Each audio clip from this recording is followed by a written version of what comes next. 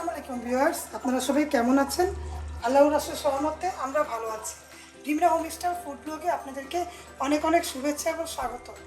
কাছে এবং দূরে যারাই আমার রেসিপিগুলো দেখছেন একটা লাইক দিয়ে দেখবেন ভিউয়ার্স। আজকে আমি তৈরি করব একটা রেসিপি, পোস্ত দিয়ে রুই মাছের গ্রেভি। এটা তৈরি করব আমার মতো করে, তাই কয়েক টুকরা আমি রুই মাছ গাদা পেটে নিয়ে রুই মাছ নিয়েছি। আর এখানে দেখুন পোস্ত, পেঁয়াজ আর কাঁচামরিচ একসাথে বেটে নিয়েছি ভিউয়ার্স, আর বাদাম নিয়েছি কয়েকটা, এটা একসাথে বেটে নিয়েছি ভিউয়ার্স। তরকারিটা রান্না করব, গ্রেভিটা আপনারা দেখুন কিভাবে তৈরি করছি। ভালো লাগলে অবশ্যই লাইক কমেন্ট দিয়ে দেখবেন।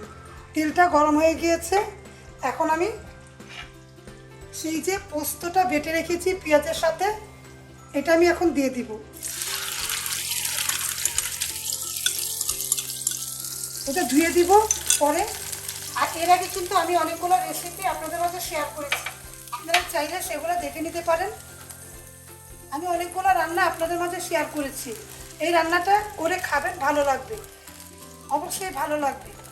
যেহেতু মাংস খেতে খেতে অনেকে ভালো লাগে না, তাই একটু মাছ খেলে ভালো লাগে। তাই এই মাছটা যদি আমরা এইভাবে করে গ্রেভি করে পোস্ত দিয়ে রান্না করি তাহলে মন্দ না, তাই না? পোস্ত দিয়ে রুই মাছের তরকারিটা অনেক ভালো লাগে। আপনারা একবার রান্না করে খাবেন আর আমাকে কমেন্ট করে জানাবেন কেমন হলো।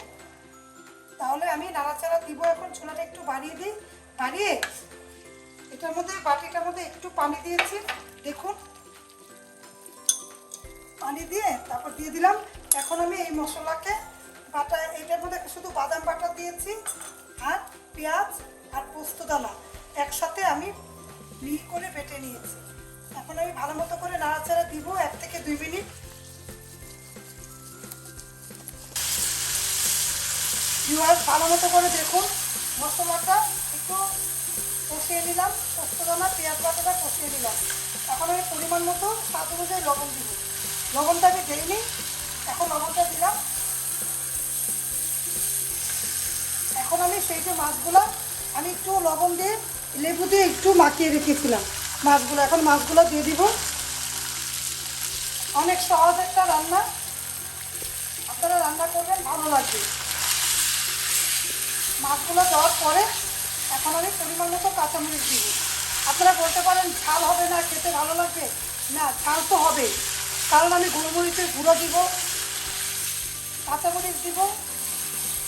সাদা তরকারি রান্না করি না, অ্যাটলিস্ট ওই রকম তরকারি কিন্তু রান্না করে খেয়ে দেখবেন, ভালো লাগবে। পোস্তদানাটা অরিজিনাল হলে একেবারে ঘ্রাণ আসবে, খেতে অনেক ভালো লাগবে। আপনারা তেলে পেঁয়াজ বাটাও কাঁচামরিচ বাটাও দিতে পারেন।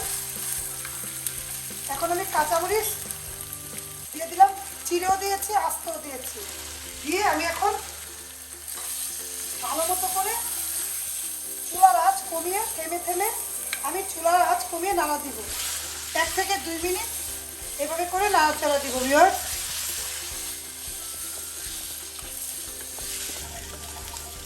ভিউয়ার্স আমি 2 মিনিটের মতো দেখুন মাছগুলোকে চুলার আঁচ কমিয়ে নাড়াচাড়া দিয়েছি, আমার কিন্তু মাছগুলো ভাঙেনি। দেখুন আমি নাড়াচাড়া দিয়েছি, এখন পরিমাণ মতো পানি দিব। পানিটা দিয়ে